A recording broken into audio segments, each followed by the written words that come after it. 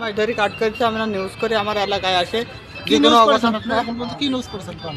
এখন পর্যন্ত আমি নিউজ করছি যে এই যে গুড়ের কারবার গুলো হয়। হ্যাঁ হ্যাঁ মোবাইল আছে আপনার কাছে? হ্যাঁ মোবাইল আছে। তাহলে এই যে বিষয়টা চাঁদাবাজি যে করেছেন, চাঁদাবাজি ওরা আমার এলাকার থেকে নাকি টাকা নিয়ে গেছে, অনেক টাকা নিয়ে গেছে। হ্যাঁ আমার এলাকায় আছে, আমি ঠেকাতে পারি নাই ভাই যে ভাই সব যাচ্ছেন টাকা নিয়ে, তারপর ওরা এসে টাকা নিয়ে যায়। হ্যাঁ কারা নিয়ে গেছে? টাকা নিয়ে গেছে বাসার তুষার, বাসার তানিয়া, শোয়েদ, কোন সোহেল? ওই যে বাগাতি বড়া শোয়েদ। ঈশান টেলিভিশন। হ্যাঁ হ্যাঁ তাহলে ওই যে সোহেল তো বাইরে আছে, সোহেল আপনার আসামি? না, বাঁচাবে না ভাই। তাহলে যে আপনি যে ছাত্র সম্পাদক যে হচ্ছে চাঁদাবাজি করে বেড়াইছেন, তাহলে এখন আপনি কি করবেন?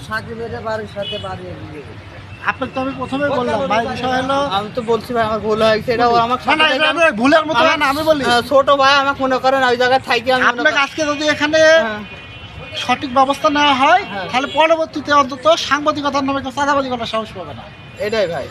বিষয়টা তাই না? আমি ছোট মানুষ, আমাকে 3 মাস ধরে দায়িত্ব দিলে ভাই আমাকে এই কাজটা করাচ্ছে, আমি বুঝতে পারিনি ছোট মানুষ ভাই, আমার বয়সও বেশি না। হ্যাঁ ভাই তোমার মতো আমার বয়স হবে, সেম বয়স হবে, না না তো আমাকে এটা দিয়ে চাঁদাবাজি আপনি নিজ গ্রামে চাঁদাবাজি করবেন কেন রে ভাই? আমার কথা হলো আপনি বাইরে দিয়ে করেন, আমার কোনো ইয়া নাই। আমার নিজ আপনারও তো গ্রাম, তাহলে গ্রামে চাঁদাবাজি আপনি কিভাবে আমি ঠেকাতে পারি না ভাই, কয় না না না ঠেকানি আপনি নিজের টাকা নিয়ে গেছেন, ফোন দিয়ে আবার বলেন যে 2 নম্বরে 1000 টাকা দেন, প্রতি সপ্তাহে 2000 করে টাকা দিতে হবে।